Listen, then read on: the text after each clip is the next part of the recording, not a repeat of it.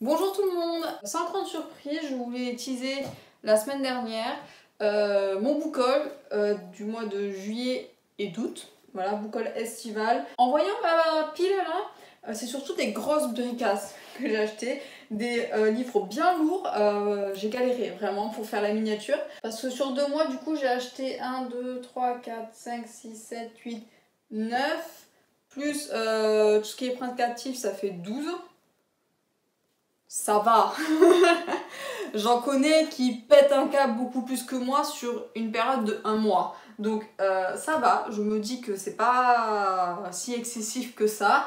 Surtout que bon, il y a quand même pas mal de poches, des choses que j'ai achetées à France Loisirs moins cher, un e-book, donc bon, on s'y retrouve quelque part. Donc je vais commencer, je vais pas vous faire plus attendre que ça.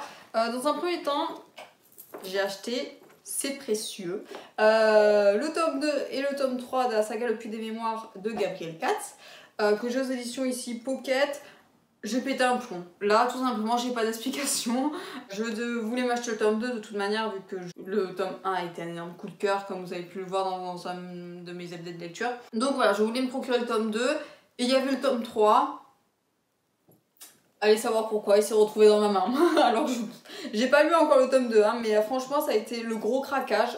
Je me suis dit pourquoi pas, allons-y franco. Au pire c'est pas grave, c'est des poches, donc ça va, je les ai pas payées en brochet. Mais vu l'engouement que j'ai eu pour le tome 1, je pense pas être déçue de cette saga. Enfin en tout cas il m'en faudrait vraiment beaucoup. Donc je sais pas trop, j'ai pas lu le résumé du tome 3 de peur de me spoiler le tome 2. Mais bon, sans grande surprise, je pense que ça va se passer directement après les événements du tome 1. Voilà, est-ce qu'ils vont en apprendre un peu plus sur leur mémoire ou pas? Est-ce que le fait de traverser la frontière va les aider ou pas? Ils sont dans la merde jusque là. Donc bon, on va voir comment ils vont survivre à tout ça, quel va être le fin mot de l'histoire, et voilà, j'ai hâte de vous en parler, j'espère les lire vraiment avant la fin de l'année. Ensuite, énorme gros craquage là aussi. J'en ai marre. Il s'agit du coup, alors c'est les éditions France Loisirs, donc ici j'ai le tome 5 et 6, et là le tome 7 et la saison des orages, voilà, la saga du sorceleur de Andrzej Sapkowski. Je n'ai toujours pas lu le tome 2 en France Loisirs, c'est-à-dire que j'en suis au tome 3. J'ai pas le temps, non plus, j'ai vraiment pas le temps. Non, je voulais les acheter depuis un moment, mais je tarde à lire le tome 2, ça m'énerve. Pourquoi je tarde autant? Il faut vraiment que je m'y mette dedans. Parce que j'avais vraiment beaucoup aimé le tome 1. En fait, ça s'arrête à la fin de la série. Et du coup, je suis frustrée. Mais apparemment, pas assez frustrée pour continuer. Non, mais c'est quelque chose, du coup, je vais pas vous parler des résumés. Vu que je n'ai pas lu le tome d'avant. Mais je les ai et je suis contente parce que les couvertures sont trop belles, les éditions sont trop belles. Après là ça commence à être de sacrés pavasses. Hein. Là j'en ai un peu plus de 1200 et dans celui-ci là, je pense un peu moins 1100, quoi, quelque chose comme ça. C'est des beaux bébés, c'est vraiment des beaux bébés. Mais avant de me pencher sur cela, il faut que je lise celui d'avant. Voilà, je n'ai pas grand chose à vous dire dessus. Affaire à suivre. Ensuite, alors ça, gros craquage là aussi. Un premier tome, il faut toujours que je commence une saga alors que j'en ai 1 milliard à finir. C'est pas grave. Je vous présente la saga Les Salauds Gentilshommes, le premier tome, Les Mensonges de Locke Lamora de Scott Lynch aux éditions Brajlon. Il me faisait de l'œil depuis un petit moment. Je crois qu'il y a le tome 3 qui est en train de sortir, il me semble, parce que le tome 2 il est sorti depuis un petit moment. Et j'en ai entendu bien de partout, vraiment de partout. Et quand je lisais le résumé, j'étais ah, ça a l'air trop bien et tout. En fait, c'est un peu un Robin des Bois dans le sens où c'est un groupe de personnes qui volent les riches, mais pas pour le donner aux pauvres. Mais du coup, de ce que j'ai pu comprendre, il y a l'un des membres de l'organisation qui va se retrouver dans le pétrin. Après, on sait pas plus que ça, j'ai pas voulu me spoiler plus que nécessaire, mais les avis que j'ai pu voir sont très positifs. Donc voilà, il est pas très long, il fait un peu moins de... Ah, 600 pages quand même, Mais bon, je me dis que si c'est vraiment très très bien, je peux le lire très très rapidement. Après, ce qui m'a fait craquer aussi, c'est la couverture, je la trouve juste beaucoup trop belle. Oui, je suis beaucoup visuelle, vraiment. Donc j'espère vous en parler très très bientôt. Je sais pas si j'aurai le temps de le finir avant la fin de l'année, mais très bientôt, vraiment très très bientôt, parce qu'il me fait de l'œil depuis quelques mois déjà, donc il faut que je le lise tout simplement. Ensuite, ce gros bébé, après l'engouement que j'ai eu pour le tome 1 de Red Rising, il fallait que je me procure le tome 2. Je vous présente du coup Golden Sun, toujours de Pierce Brown, aux éditions Hachette Roman.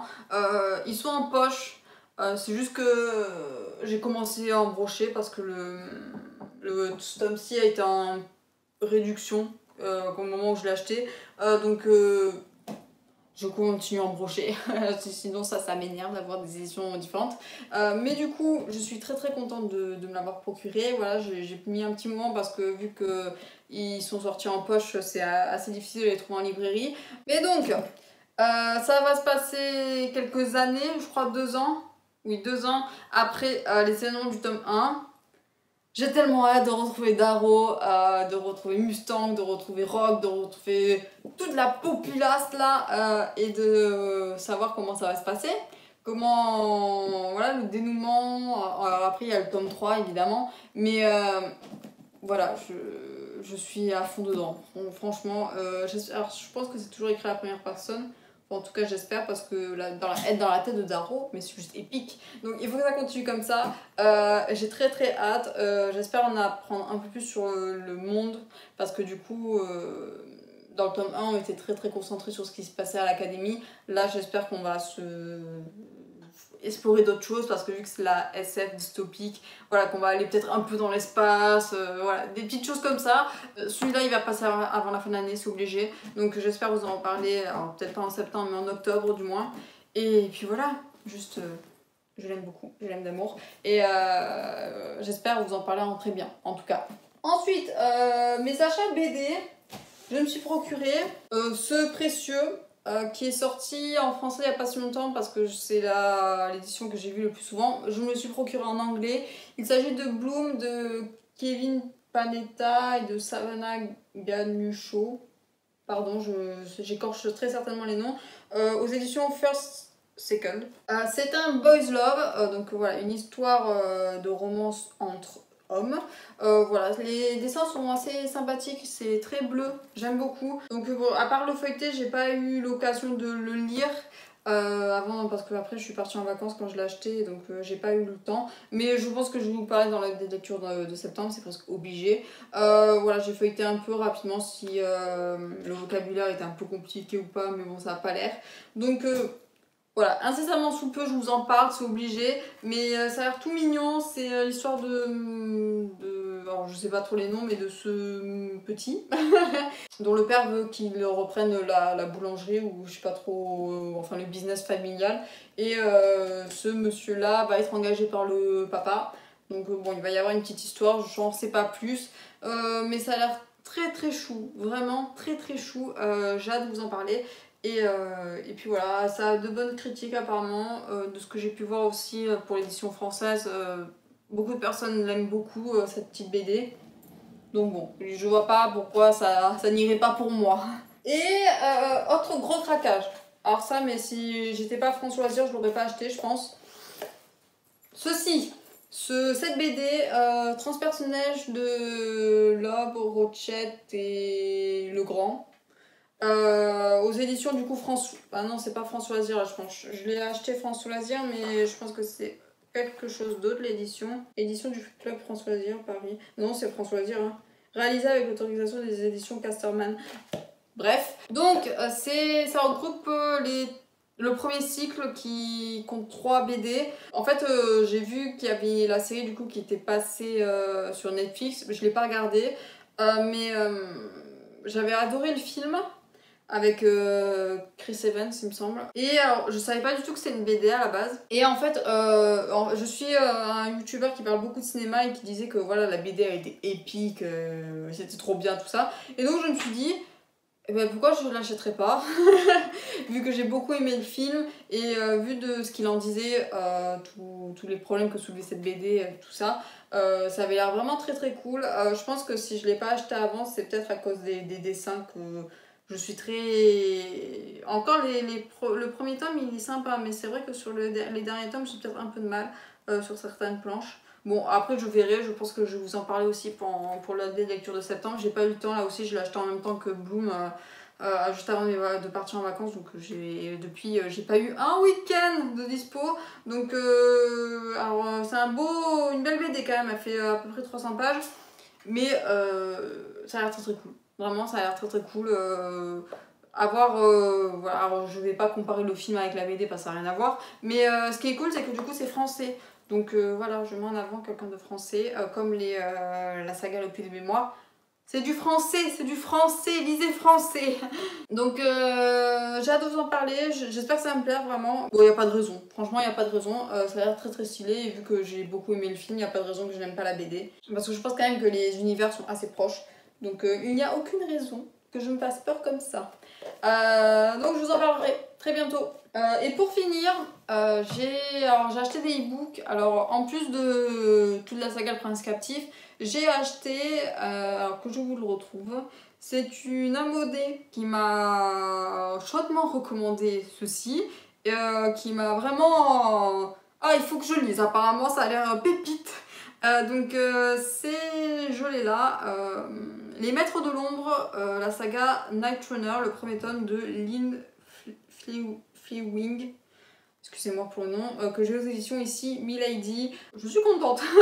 Alors je sais pas du tout de quoi ça va parler. Elle m'a vendu le truc comme quoi c'était une saga fantasy avec une romance MM. Enfin en tout cas une romance sous-entendue MM, on sait pas trop ce qui se passe entre les deux. J'ai rapidement vu que c'était, enfin il y allait avoir une histoire de disciple ou enfin d'un qui prenait sous son aile l'autre. Je sais pas plus, j'en sais pas plus. Donc apparemment il faut que je le lise et j'avoue que j'ai craqué du coup. Je pense que je les ai achetés en même temps que les Princes Captifs, j'ai fait une commande groupée, je me suis dit allez hop là, comme ça sera fait. Et alors c'est une belle bricasse, je pense qu'il va me falloir quand même plusieurs jours pour le lire. Mais écoutez, ça très très cool, j'ai hâte de voir ce que ça donne, voir si ça me plaît ou pas. Et puis voilà, je n'ai rien d'autre à dire là-dessus vu que je ne sais pas. J'ai pas envie de vous dire de bêtises, mais je ne sais pas de quoi ça parle. Mais j'espère le lire avant la fin de l'année. Je suis pas à 100% certaine, mais j'espère vous en parler très bientôt parce que bon, c'est une saga finie, c'est une saga assez vieille et pourtant j'en avais jamais entendu parler. Comme quoi, bref, je vous en parlerai très bientôt j'espère. Et en bien aussi, je l'espère. Ça va être tout pour cette vidéo, j'espère qu'elle vous aura plu. Voilà, c'est mes achats. Non, je suis très contente. J'ai pas non plus trop craqué. Ou peut-être que c'est moi qui me cherche des excuses, je ne sais pas. Mais en tout cas, c'est des livres qui me font très très envie. En plus, je me suis retenue, j'ai pas acheté non plus que des débuts de saga, j'ai qu'un premier tome. Ça va. Mais voilà, en fait, le but que j'ai envie de me mettre sur les 4 derniers mois de l'année, c'est vraiment de me mettre au maximum à jour dans mes sagas, de vraiment en finir un maximum, tout en lisant voilà, ma palle de l'année. Bon, alors je pense que c'est assez compromis pour ma palle de l'année. Mais voilà, il y a une vidéo un peu bibliothèque pâle qui va arriver sur la chaîne. Alors je sais pas quand j'aurai reçu mon bureau, je pense. Mais voilà, je pense que j'ai envie de faire un tri en fait. Donc je vous filmerai tout ça. Et puis c'est tout. J'espère que tout va bien dans vos vies. En attendant, je vous souhaite un très bon week-end, une très belle semaine, ainsi de suite. Et bien évidemment, d'excellentes lectures. Bye bye.